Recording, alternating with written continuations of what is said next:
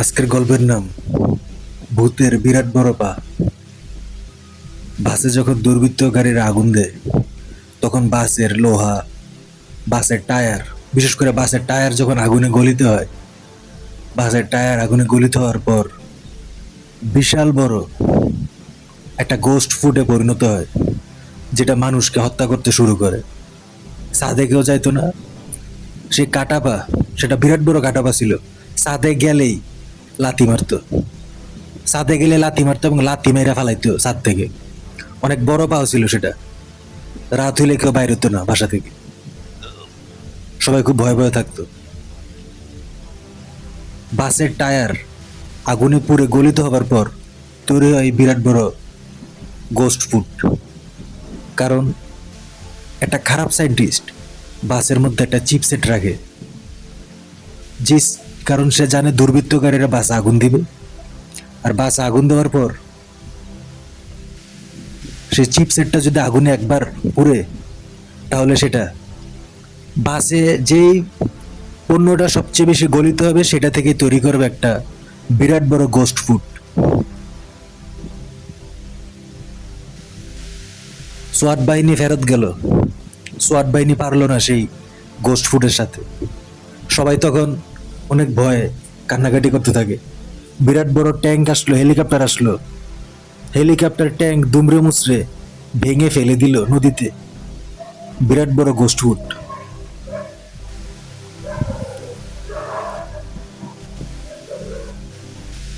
বাইরে তখন ভয়, কুকুরেরা ঘেউ ঘেউ করতে লাগলো। এমন সময় জলদস্যুরা বুদ্ধি করে তাদের জাহাজে থাকা পুরাতন চুরি করা রাবারের কালো কুকুরের খেলনাটি সাগরে নিক্ষেপ করে, যেটা ভাসতে থাকে সাগরে। তখন সে বিরাট বড় গোস্ট ফুড সেটাকে জোরে জোরে লাথি মারতে থাকে, কিন্তু যতবারই লাথি মারে সাগরে ডুবার পর সেটা আবার বাইরে হয়। গোস্ট ফুড ভাবে এটাকে মারা সম্ভব না, তাই গোস্ট ফুড সে রাবারের কুকুরটা যেটা সাগরে ভাসতে থাকে সেটাকে ভর দেয়। ভর দিতে দিতে সাগরের গভীরে চলে যায়। সাগরের গভীরে যাওয়ার পর সেই গোস্ট ফুড সাগরের গভীরের যে দাবানলে যাওয়ার পর সে গোস্ট ফুড ধ্বংস হয়ে যায়। আর কুকুরটা তখন, রাবারের খেলনা কুকুরটা, সাগরে ভাসতে থাকে।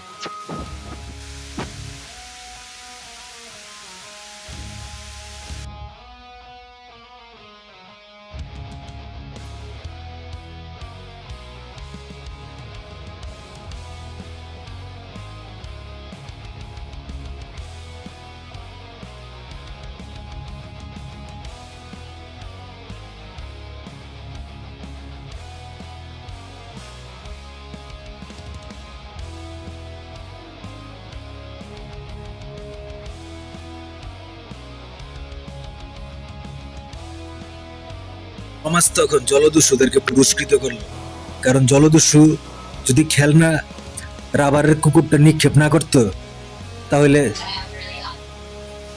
সমাজ বাঁচতে পারতো না। আজকে জলদস্যুদের কারণে সমাজের সকলে রক্ষা পেল।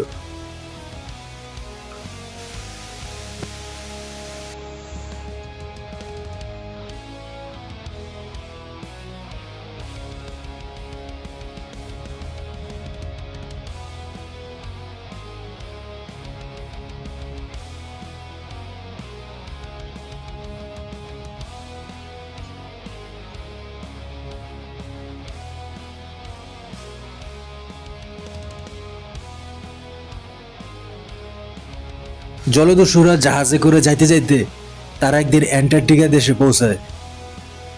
কেউ হয়তো জানে না যে সেই সায়েন্টিস্ট কোথায় বা কার কারণে আজকে এই বিশাল বড় গোস্ট ফুড তৈরি হয়েছে, যার কারণে অনেক মানুষকে মরতে হয়। তখন অ্যান্টার্কটিকা দেশে জলদস্যুরা দেখতে পায় একটা খেজুর গাছ, কিন্তু খেজুর গাছ তো অ্যান্টার্কটিকা দেশে থাকার কথা না।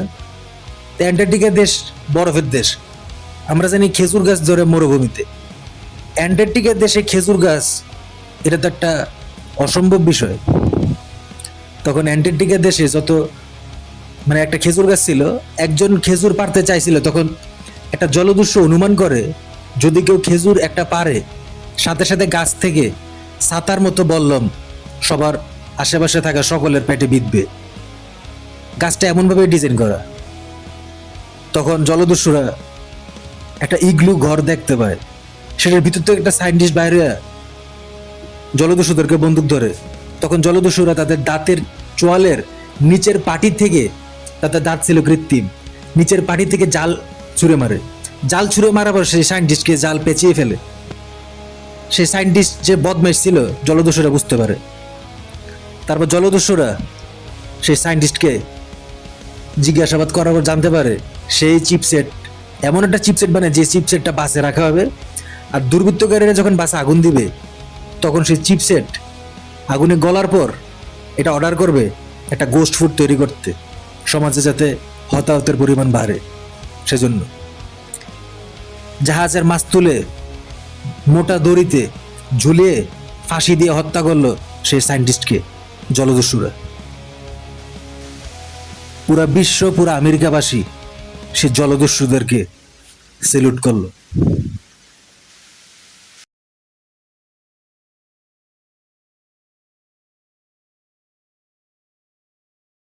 সেই কালপিট সায়েন্টিস্টকে হত্যা করার জন্য ইতিহাসের সর্বকালের সর্বশ্রেষ্ঠ হিরোর খেতাব পাইছে সকল জলদস্যু।